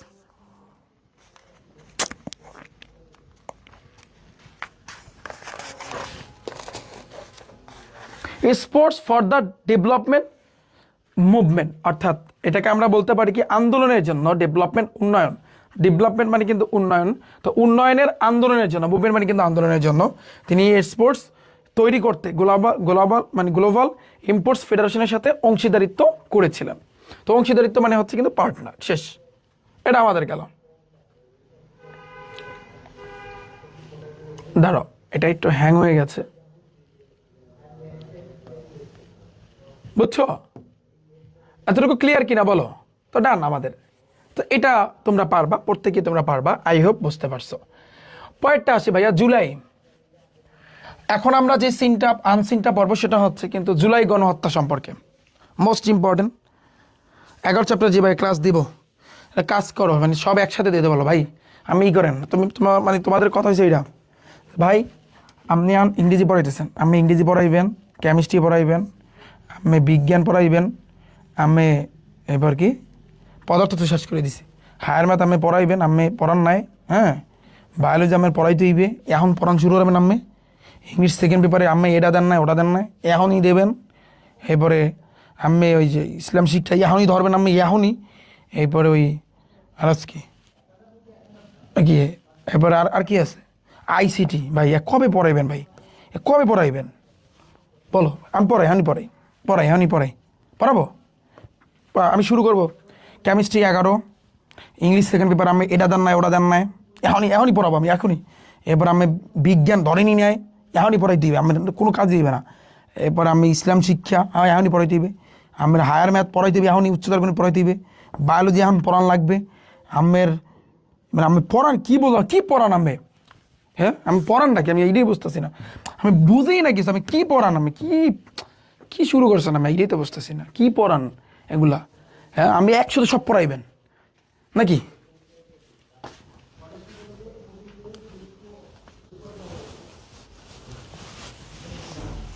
বুঝছো? আচ্ছা আমি সবই পড়াবো তোমাদের, যাও সবই পড়াবো। দেখো এখানে বলছে কি জুলাই গণহত্যা কিন্তু সম্পর্কে কিন্তু বলছে, আমরা এটা নিয়ে একটু পড়ালেখা করি। হ্যাঁ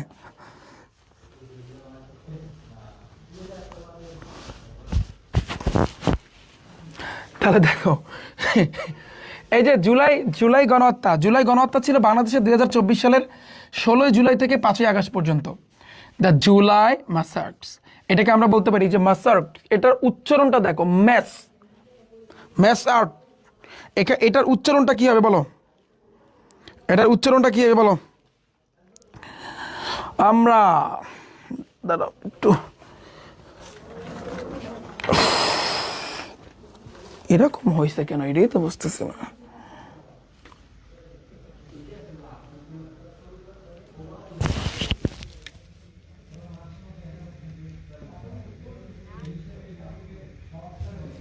ঠিক আছে, তাহলে দেখো এটার কি হবে বলো? দাঁড়াও ঠিক আছে, এটা জুলাই ম্যাসাকার, উচ্চারণটা কি? ম্যাসাকার। এটাকে আমরা বলতে পারি জুলাই গণহত্যা। ওয়াট ছিল? ম্যাসাকার। ওকে, তাহলে জুলাই গণহত্যা। জুলাই গণহত্যা ছিল বাংলাদেশের 2024 সালের 16 জুলাই থেকে 5 আগস্ট পর্যন্ত। দ্য ভায়োলেন্ট, এটা দেখো, separations and mass killing during the protest in Bangladesh from the July 6 to August 5, 2024. কিছু বুঝছো? কাও মানে এখানে জুলাই গণহত্যার কিন্তু কথা বলছে, এটা কিন্তু আসলে কিন্তু ছিল, এটা আসলে কিন্তু আমি যদি বলি যে এটা আসলে হত্যা করছে, মানে গণহত্যা যেটাকে আমরা বলতে পারি, ম্যাস কিলিং আমরা বলতে পারি, এই যে ম্যাস কিলিং আমরা বলতে পারি, হ্যাঁ ম্যাস কিলিং গণহত্যা কিন্তু করছে, সেটা কিন্তু ছিল বাংলাদেশে, মানে ডিউরিং কিন্তু সময় বুঝাইছে প্রোটেস্ট ইন বাংলাদেশে ফ্রম 16 থেকে 5 আগস্ট পর্যন্ত, মানে জুলাই 16 তারিখ থেকে 5 আগস্ট পর্যন্ত। ওকে, আচ্ছা। প্রতিবাদ বিক্ষোভের সময় সংঘটিত সহিংস দমন ও একটি বিতর্কিত কোটা ব্যবস্থা পুনর্স্থাপন এবং ব্যাপক, আচ্ছা এই জন অসন্তোষ, আচ্ছা ভাইয়া এটা মনে হয় কিছু একটা ভুল আছে, এটা একটু রাইখে দিচ্ছি, আমি একটু পরে এটা, হ্যাঁ এটা ভুল আছে, এইটার মতো লনলিনেসের মতো, এটা একটু ভুল আছে, তাহলে এটা একটু পরে পড়াই।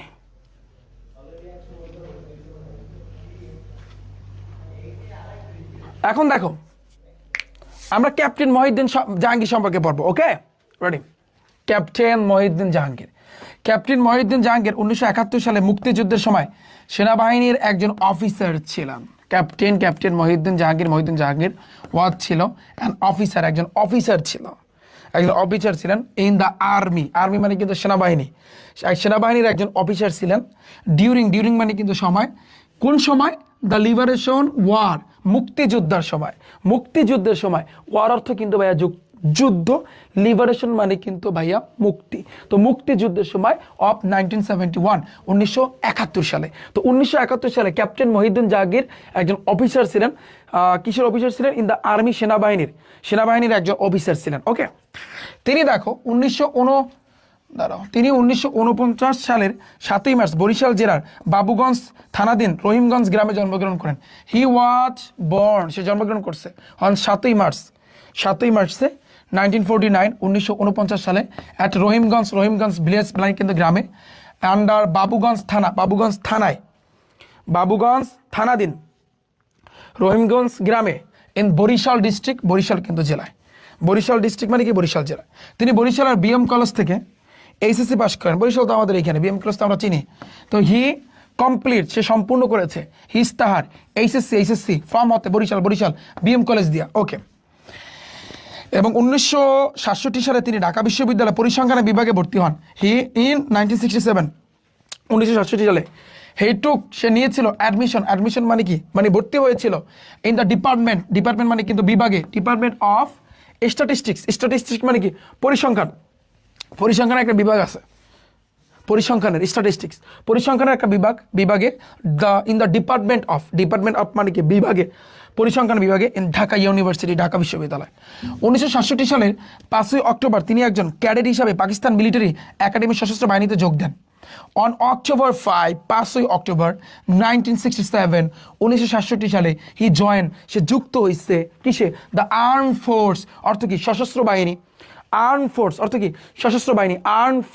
সশস্ত্র বাহিনীতে এ হিসাবে একজন ক্যাডেট হিসাবে in the Pakistan military academy, Pakistani military একাডেমিতে একজন ক্যাডেট হিসাবে কিন্তু সে যুক্ত হয়েছে। কত? 1968 সালে। 1968 সালে তিনি ইঞ্জিনিয়ারিং করে কমিশন প্রাপ্ত হন। হি ওয়াজ কমিশনড অর্থাৎ কমিশন প্রাপ্ত হয়েছে ইন দ্য ইঞ্জিনিয়ারিং কোর্সে ইন 1968। 1968 সালে তিনি কিন্তু ইঞ্জিনিয়ারিং করে কমিশন প্রাপ্ত হন। 1970 সালে 30 আগস্ট তিনি ক্যাপ্টেন পদে উন্নীত হন। হি ওয়াজ প্রমোটেড অর্থ কি? সে আসলে উন্নীত হয়েছিলেন, একটা র্যাঙ্ক পাইছিল। প্রমোশন মানে কি? উন্নতি বা উন্নয়ন। ওই প্রমোশন থেকে প্রমোটেড শব্দটা আসছে, মানে উন্নতি হন টু দ্য র্যাঙ্ক একটা পদে অফ ক্যাপ্টেন একটা, তিনি ক্যাপ্টেন পদে উন্নীত হন অন 30 আগস্ট ইন 1970। এটা আমরা যদি বলি 1970 সালে 30 আগস্ট তিনি ক্যাপ্টেন পদে উন্নীত হন। তিনি মুক্তিবাহিনীর 7 নম্বর সেক্টরের একজন অফিসার ছিলেন। মুক্তিবাহিনী এক হচ্ছে মিলিটারি, একটা হচ্ছে তোমার হচ্ছে কিন্তু মুক্তিবাহিনী। তো মুক্তিবাহিনী কারা? একটু আনসার দাও। মুক্তিবাহিনী কারা আর মিলিটারি কারা? একটু অ্যান্সার দাও তো দেখি কার মনে কি ঘুরতেছে। মুক্তিবাহিনী কারা আর মিলিটারি কারা? হি ওয়াজ অ্যান অফিসার, তিনি একজন অফিসার ছিলেন ইন সেক্টর 7 নম্বর সেক্টরে অফ দ্য মুক্তিবাহিনী। তাকে রাজশাহী ডিভিশনের চাঁপাই নবাবগঞ্জ সীমান্ত এলাকায় যুদ্ধ করার দায়িত্ব দেওয়া হয়। হি ওয়াজ গিভেন, তাকে দেওয়া হয়েছিল, গিভেন অত দেওয়া, দ্য রেসপন্সিবিলিটি মানে দায়িত্ব দেওয়া হয়েছিল টু ফাইট যুদ্ধ করার জন্য at the Chapai Nawabganj border দ্বারা কিন্তু কি বোঝাবে, এর সীমান্ত বোঝায়, চাঁপাই নবাবগঞ্জের সীমান্তে ইন রাজশাহী তাকে দায়িত্ব দেওয়া হয়েছিল।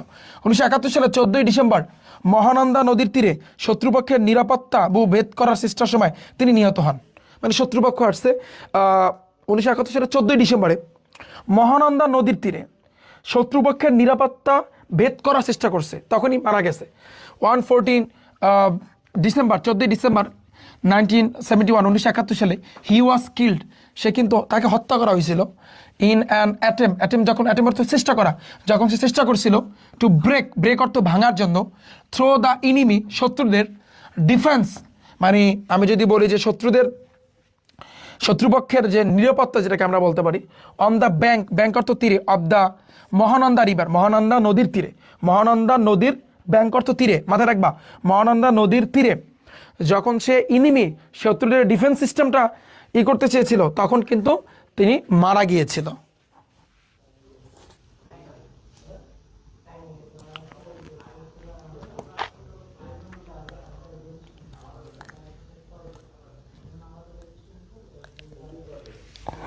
দেখছো কে কি জিজ্ঞেস করছে আর কি কইতেছে।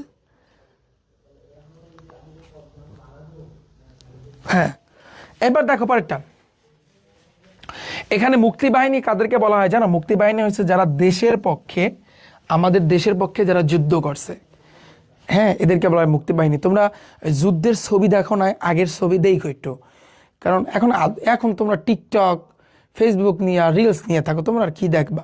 আগের একটা ছবি দেখো। আমি আসলে ছবি দেখা সাপোর্ট করি না, এটা বলাও ঠিক না, এটা গুনাহের কাজ।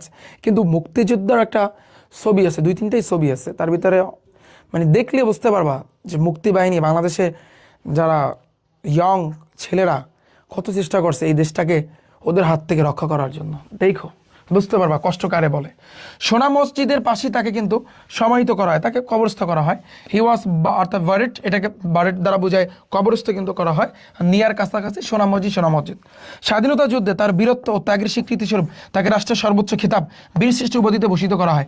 ইন রিকগনিশন অফ হিজ ভ্যালর অর্থ কি বলো? তার এই যে রিকগনিশন অফ হিজ ভ্যালর, তার যে মূলত আমি যদি বলি যে তার যে বীরত্ব এবং স্যাক্রিফাইস ত্যাগ ইন দ্য লিবারেশন অর মুক্তিযুদ্ধে যে তার বীরত্ব ও ত্যাগের তোমার হচ্ছে স্বীকৃতি স্বরূপ রিকগনিশন, এটাকে আমরা বলতে পারি কি স্বীকৃতি। অফিস তাহার ভ্যালর দ্বারা কিন্তু বোঝায় কি বীরত্ব, ভ্যালর মানে কি বীরত্ব, এবং স্যাক্রিফাইস ত্যাগের ইন দ্য লিবারেশন অর মুক্তিযুদ্ধে তার স্বীকৃতি স্বরূপ মহিউদ্দিন জাহাঙ্গীর ওয়াস অ্যাওয়ার্ড, তাকে অ্যাওয়ার্ড দেওয়া হয়েছিল, বা অ্যাওয়ার্ড দ্বারা বোঝাচ্ছে এখানে মানে উপাধি দেওয়া হয়েছিল উইথ দ্য হাইয়েস্ট সর্বোচ্চ স্টেট ওয়ানার সর্বোচ্চ সম্মাননায় অফ অর্থাৎ এটা কি লিখছে বীরশ্রেষ্ঠ, এটা অর্থ মানে ইংরেজিটা বীরশ্রেষ্ঠ উপাধিতে তাকে ভূষিত কিন্তু করা হয়েছিল, সম্মানিত করা হয়েছিল। হ্যাঁ একটু কঠিন ভাইয়া, ডান, শেষ। ক্যাপ্টেন মহিউদ্দিন জাহাঙ্গীর লাগবে কিছু? মানে এখানে কিন্তু ক্যাপ্টেন মহিউদ্দিন জাহাঙ্গীর জন্মগ্রহণ করছে কোথায়, পড়ালেখা করছে কোথায়, এইসব বক্কর এগুলোই জানবা, এগুলো জানবা, অনেক ভালো এগুলো। হ্যাঁ এবার দেখো আবুল কাশেম ফজলুল হক, খুব ইম্পর্টেন্ট। আবুল কাশেম ফজলুল হক 1873 সালে বরিশালের সবই বরিশালে সাটুরিয়া জন্মগ্রহণ করেন। আবুল কাশেম ফজলুল হক ওয়াজ বর্ন, জন্মগ্রহণ করছেন ইন 1873 1873 সালে অ্যাট সাটুরিয়া ইন বরিশালে সাটুরিয়াতে জন্মগ্রহণ করেন। এবার তিনি গ্রামের এক মক্তবে তার প্রাথমিক শিক্ষা লাভ করেন। হি রিসিভ অর্থ গ্রহণ করা, সে গ্রহণ করেছিল তাহার প্রাইমারি অর্থ কি প্রাথমিক এডুকেশন শিক্ষা ইন এ ভিলেজ, গ্রামের কোথা থেকে, মক্তব থেকে। এটা এরপর তিনি বরিশাল জেলা স্কুলে ভর্তি হন। দেন তারপরে হি ইন্টার অর্থ প্রবেশ করা, বা এখানে অর্থটা দাঁড়াবে ভর্তি হওয়া, সে ভর্তি হয়েছে বরিশাল জেলা স্কুলে। তিনি ঢাকা বিভাগে প্রথম স্থান অধিকার করে হি পাস্ট এবং এন্ট্রান্স পরীক্ষায় পাশ করেন। তাহলে he pass the entrance examination, সে পাশ করেছিল কোথায়? এন্ট্রান্স পরীক্ষায়, স্ট্যান্ডিং ফার্স্ট এবং প্রথম অধিকার অর্জন করেছিল in the Dhaka division, Dhaka বিভাগের ভিতরে তিনি কিন্তু প্রথম অধিকার অর্জন করেছিল। এত ট্যালেন্টেড ছিল, বুঝতে পারছো তুমি? বুঝতে পারছো? তিনি এন্ট্রান্স পরীক্ষায় কিন্তু পাশ করেন, ঢাকা বিভাগে প্রথম স্থান অধিকার করে তারপর পাশ করছে। বিষয়টা বুঝতে পারছো? সে পাশ করছে দ্য এন্ট্রান্স এক্সামিনেশন, এন্ট্রান্স একটা পরীক্ষা আছে, পরীক্ষায় স্ট্যান্ডিং দ্য ফার্স্ট, ঢাকা মানে ফার্স্ট হয়েছিল ইন দ্য ঢাকা ডিভিশন অর্থ বিভাগ, ঢাকা বিভাগে। এরপর তিনি উচ্চতর শিক্ষার জন্য কলকাতায় যান। আফটার দ্যাট এরপরে সে গিয়েছিল টু কলকাতা ফর জন্য হায়ার উচ্চতর এডুকেশন, শিক্ষা লাভের জন্য। তিনি 21 বছর বয়সে কলকাতার প্রেসিডেন্সি কলেজ থেকে রসায়ন শাস্ত্র, পদার্থবিদ্যা, গণিতে সম্মানসহ বিএসসি পাস করেন। অ্যাট দ্য এজ, বয়সে অফ 21 মানে কি 21 বছর বয়সে হি পাস্ট মানে কি সে আসলে কিন্তু পাস করেছিলেন দ্য বিএসসি এক্সামে, বা আমি বলতে বিএসসি পাস করেছিলেন। অবটেইনিং অনার দ্বারা কিন্তু বোঝায় সম্মাননায় বা সম্মান সহ। হ্যাঁ, কি সম্মান সহ? ইন কেমিস্ট্রি, রসায়ন শাস্ত্রে, ফিজিক্সে এবং ম্যাথে ফ্রম হতে দ্য প্রেসিডেন্সি কলেজ থেকে সম্মান সহ বিএসসি পাস করছেন। বোঝো, রসায়ন, পদার্থ, গণিত সবগুলায় এক্সপার্ট ছিলেন। তিনি 1896 সালে গণিতে এমএসসি ডিগ্রি লাভ করেন। তারপর দেখো যে এই যে কলকাতা বসে, তারপরে সে নিয়েছিল তাহার এমএসসি ডিগ্রি, কারণ বিএসসির পর আসে এমএসসি, মাথায় রাখবা, বিএসসির পরে এমএসসি। তো এমএসসি ডিগ্রি লাভ করেছে ইন ম্যাথে ইন 1896 সালে। পরের বছর তিনি কলকাতা বিশ্ববিদ্যালয় গণিত বিভাগে এমএ শ্রেণীর পরীক্ষক হিসাবে নিয়োগ পান। না, নেক্সট ইয়ার, পরবর্তী বছর হি ওয়াজ অ্যাপয়েন্টেড অর্থ কি নিয়োগ পাওয়া। সো নিয়োগ পেয়েছে অ্যাজ হিসাবে, অ্যান এক্সামিনার হিসাবে, একজন পরীক্ষক হিসাবে। কোথায়? অফ এমএ অর্থাৎ এটাকে আমরা বলতে এমএ শ্রেণীর ইন ম্যাথে ইন কলকাতা ইউনিভার্সিটি, কলকাতা বিশ্ববিদ্যালয় গণিত বিভাগে এমএ শ্রেণীর পরীক্ষক হিসাবে তিনি নিয়োগ পেয়েছিলেন। অ্যাপয়েন্টেড অর্থ কিন্তু নিয়োগ পাওয়া। ওকে, আচ্ছা। এরপর তিনি বিএল পরীক্ষা পাস করেছেন। দেন তারপর সে পাস করেছে বিএল এক্সামিনেশন, বিএল পরীক্ষা, এগুলো ইজি ভাইয়া। এরপর তিনি কলকাতার হাইকোর্টে নিজের নাম তালিকাভুক্ত করেছেন। দেন তারপর এনরোল মানে কি অন্তর্ভুক্ত করা। কিরে, চুরি চেষ্টামি করছে নাকি যে হাইকোর্টে তালিকা অন্তর্ভুক্ত করছে? না, চুরি চেষ্টামি করে নাই, ট্যালেন্ট দিয়া তারপর হাইকোর্টে নিজের নাম তালিকাভুক্ত করছে। দেন তারপর এনরোল অর্থ অন্তর্ভুক্ত করা বা তালিকাভুক্ত করা, হিমসেলফ তারা নিজেকে তালিকাভুক্ত করেছেন ইন দ্য কলকাতা হয় কি জানো? কলকাতা, বুঝছো? কলকাতা, তাহলে কলকাতা হাইকোর্ট তিনি নবাব স্যার সলিমুল্লাহ এর সাথে কাজ করেছেন। সলিমুল্লাহ মেডিকেল কলেজ আছে না ঢাকাতে, sir Salimullah medical college, Dhaka medical কলেজের পরই মনে হয় এটা স্থান, স্যার সলিমুল্লাহ মেডিকেল কলেজ। তো স্যার সলিমুল্লাহর সাথে কাজ করেছেন, সে কাজ করেছেন উইথ সাথে নব স্যার কি সলিমুল্লাহর সাথে। তিনি 1906 সালে সর্বভারতীয় মুসলিম লীগ গঠনে এক গুরুত্বপূর্ণ ভূমিকা পালন করেন। সে ভূমিকা পালন করেছিল অ্যান ইম্পর্টেন্ট, গুরুত্বপূর্ণ, রোল অর্থ ভূমিকা। তাহলে প্লেড অর্থ ভূমিকা না, প্লেড অর্থ রেখেছিল, মানে ইম্পর্টেন্ট, গুরুত্বপূর্ণ, রোল অর্থ ভূমিকা পালন করেছিল। এই প্লেড অর্থ কিন্তু পালন করা, ইম্পর্টেন্ট, গুরুত্বপূর্ণ, রোল অর্থ ভূমিকা। ইন ফাউন্ডিং, প্রতিষ্ঠার ক্ষেত্রে কি দ্য অল ইন্ডিয়ান মানে সমগ্র বা সর্ব ইন্ডিয়ান ভারতীয় মুসলিম লীগ গঠন করার জন্য এটা আমি বলি 1906 সালে। এরপর তিনি ডেপুটি ম্যাজিস্ট্রেট হন। দেন তারপরে সে হয়েছিল ডেপুটি ম্যাজিস্ট্রেট, মানে জীবনে যা আল্লাহ সবই হয়েছে, বুঝছো, ডেপুটি ম্যাজিস্ট্রেট। কিন্তু তিনি পদত্যাগ করেন, বাট কিন্তু রিজাইন করেছিল। রিজাইন অর্থ কি? পদত্যাগ করা। সে পদত্যাগ করেছিল এবং আবার কলকাতা হাইকোর্টে যোগ দেন এবং অ্যাগেন হয়তো পুনরায় যোগ দিয়েছিল কলকাতা হাইকোর্টে তিনি 1900। আচ্ছা, এই যে কলকাতা, এটার উচ্চারণটা কি হবে দাদা? ঠিক আছে,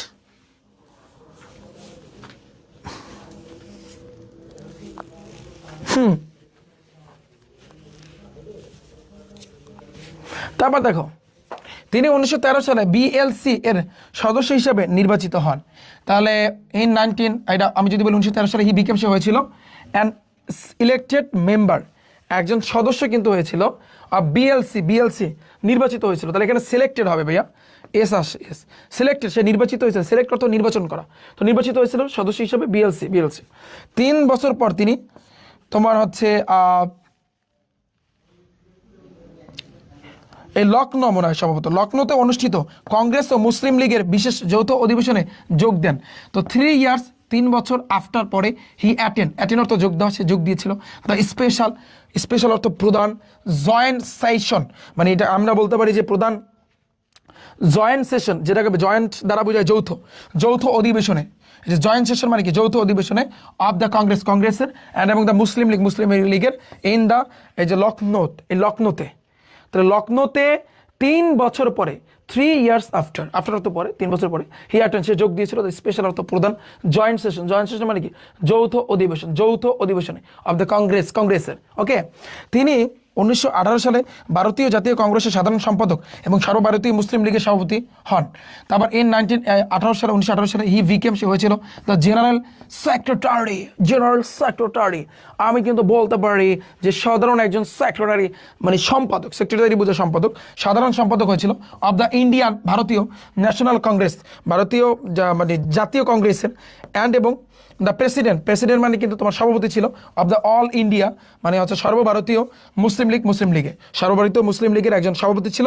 আর সাধারণ সম্পাদক, এটাকে ইংরেজিতে বলা জেনারেল সেক্রেটারি। তো সাধারণ সম্পাদক ছিল, কোথায় সম্পাদক ছিল? সাধারণ সম্পাদক ছিল ভারতীয় জাতীয় কংগ্রেসের, তো ইন্ডিয়ান ন্যাশনাল কংগ্রেস, ভারতীয় জাতীয় কংগ্রেসের। ক্লিয়ার? ডান, শেষ। আবুল কাসেম ফজলুল হক আমাদের ফুললি ভাইয়া ডান। ক্লিয়ার। অসুবিধা আছে? নেক্সট আছে পরেরটা। বাজে কত? আচ্ছা, চার্লস ব্যাবেজ সম্পর্কে কত দূর বলছে?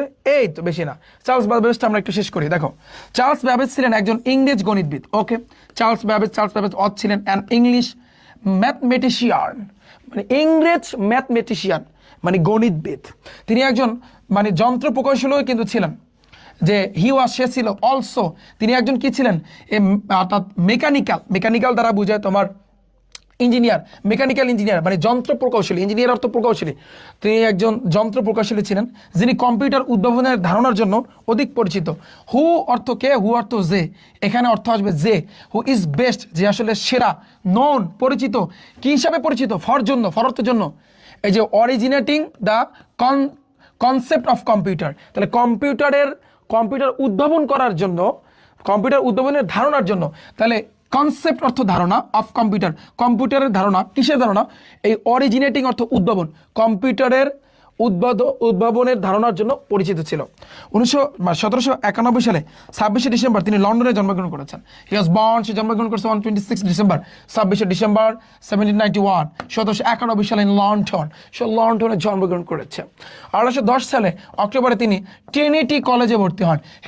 সে প্রবেশ করেছে, বা ইন্টার অর্থ প্রবেশ করা বা ভর্তি হওয়া, এখানে অর্থটা হবে ভর্তি হয়েছে ট্রিনিটি কলেজে ইন অক্টোবর 1810 সালে। ওকে, ক্যামব্রিজের পিটার হাউসে তাকে স্থানান্তর কিন্তু করা হয়। হি ওয়াজ ট্রান্সফার মানে কি স্থানান্তর করা, তাকে স্থানান্তর করা হয় টু পিটার হাউসে, কোথায়? ক্যামব্রিজে। তিনি ছিলেন সেখানকার বিখ্যাত একজন গণিতবিদ। সে ছিলেন দ্য টপ তো বুঝতে পারতেছে, টপ ম্যাথমেটিশিয়ান, একজন দেয়ার অর্থ কিন্তু সেখানে, তাহলে সেখানে একজন টপ গণিতবিদ কিন্তু ছিলেন। এই টপের অর্থ হচ্ছে বিখ্যাত, টপ অর্থ কি?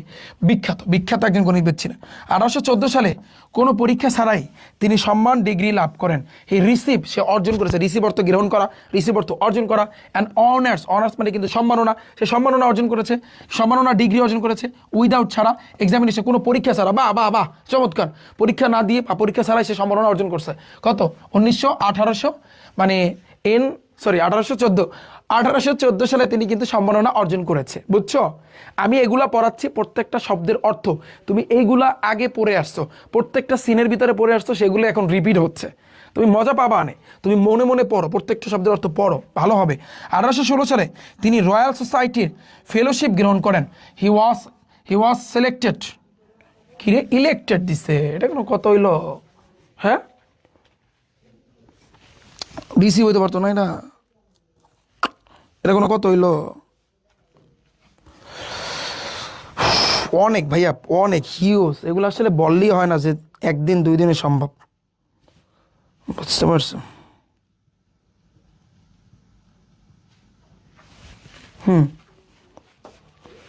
ভাইয়া এখানে মনে হয় একটু ভুল আছে, এখানে ইলেক্টেড বলো সিলেক্টেড বলো এগুলো তারা বোঝায় তো নির্বাচিত হওয়া, তাই না? তাহলে কিন্তু এখানে অর্থটা হয়েছে এটা রিসিভ হইবে মনে হয় সম্ভবত, যে হি ওয়াজ রিসিভ, সে গ্রহণ করেছিল a fellow of the Royal Society, মানে রয়্যাল সোসাইটির ফেলোশিপ যেটাকে বলা হয়, ফেলোশিপ গ্রহণ করেছিল ইন 1816 সালে, এইটা হবে। ব্যাবেজ 1828 সালে 1839 সাল পর্যন্ত, মানে 1828 থেকে 1839 সাল পর্যন্ত ক্যামব্রিজ বিশ্ববিদ্যালয় গণিত বিভাগের লুকাসিয়ান অধ্যাপক হিসাবে কর্মরত ছিলেন। যে ফ্রম হতে 1828 থেকে 1839 ব্যাবেজ ছিল, লুকাসিয়ান প্রফেসর মানে কিন্তু অধ্যাপক অফ ম্যাথমেটিক্স গণিতবিদ অ্যাট ক্যামব্রিজ ইউনিভার্সিটি, ক্যামব্রিজ বিশ্ববিদ্যালয়। 1822 সালে প্রথম যান্ত্রিক গণনা যন্ত্র উদ্ভাবনের জন্য তিনি সমধিক খ্যাত। যে ব্যাবেজ ইজ ফেমাস অর্থ কিন্তু বিখ্যাত, ফর জন্য ইনভেন্টিং দ্বারা কি বোঝায় ভাই বলো তো? ইনভেন্টিং দ্য ফার্স্ট মেকানিক্যাল, প্রথম মেকানিক্যাল কম্পিউটার, মানে মেকানিক্যাল এটাকে আমরা বলতে পারি যে আচ্ছা এটা একটু পরে দাঁড়াও। ব্যাবেজ ইজ ফেমাস, ব্যাবেজ বিখ্যাত ছিল ফর ইনভেনশন অর্থ আবিষ্কার করা, তো ইনভেনশন থেকে ইনভেন্টিং শব্দ আসছে আবিষ্কারের জন্য। কি আবিষ্কারের জন্য? দ্য ফার্স্ট, প্রথম মেকানিক্যাল কম্পিউটার, এটাকে আমরা বলতে পারি প্রথম কম্পিউটার উদ্ভাবনের জন্য। তাহলে কত সালে? 1822 সালে, ঠিক আছে। এবং এই যন্ত্রটি থেকে পরবর্তীকালে আধুনিক কম্পিউটার উদ্ভাবন হয়। ইভেনচুয়ালি লেড টুডেস কম্পিউটার মানে কি? এখানে একটু ভুল দিছে। তিনি ফার্স্ট প্রথম যান্ত্রিক গণনা যন্ত্র উদ্ভাবনের জন্য তিনি সমদিত খ্যাত, ঠিক আছে। এবং এই যন্ত্র থেকে পরবর্তীতে আধুনিক এই যে টুডেস কম্পিউটার, যে আজকের যে কম্পিউটার কিন্তু এই জিনিসটা কিন্তু উদ্ভাবন হয়, মানে তার থেকে। এবং 1871 সালে 18ই অক্টোবর তিনি লন্ডনে তার নিজ বাসগৃহে মৃত্যুবরণ করে থাকেন। হি ডায়েট, সে মৃত্যুবরণ করেছেন অ্যাট ইজ হোম, তার বাড়িতে ইন লন্ডনে অন 18ই অক্টোবর 1871 সালে। ক্লিয়ার ভাই? ডান, শেষ। এটা পারবা না? কিচ্ছু না, তুমি জাস্ট এটা পড়বা, তুমি অর্থটা বুঝলেই হবে। আনসিনে আহামরি তাল গাছ নাই, যে আহামরি তাল গাছ পারবো না, এই জিনিসটা আনসিনের ভিতরে নাই, বুঝছো না? এরপরে আছে কেটা? জীবনানন্দ দাশ। বাহ, আচ্ছা এখন তো নামাজ পড়তে হবে ভাইয়া। জি ভাইয়া, ছুরি দেবো, বুঝছি, দিব। ভাইয়া আমাকে একটু ছুটি দেওয়ার আগে মন থেকে দিল থেকে বলবা যে ইংরেজিটার অর্থ কি কিছুটা আপডেট হয়েছে, মানে দেখলে কি বোঝো যে কোনটার অর্থ কি? মোটামুটি যেগুলো কঠিন ছাড়া, যেগুলো একেবারে কঠিন কিন্তু আছে, ওগুলো ছাড়া মোটামুটি কি আইডিয়া হয়েছে?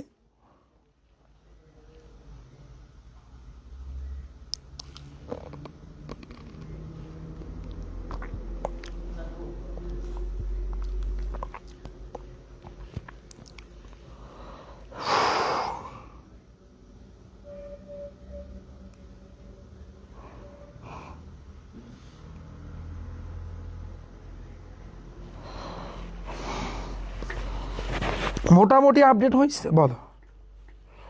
হ্যাঁ, নামাজে ছুটি দেব।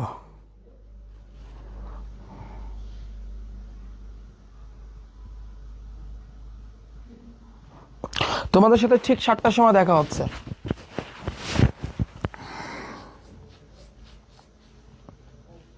বুঝছো?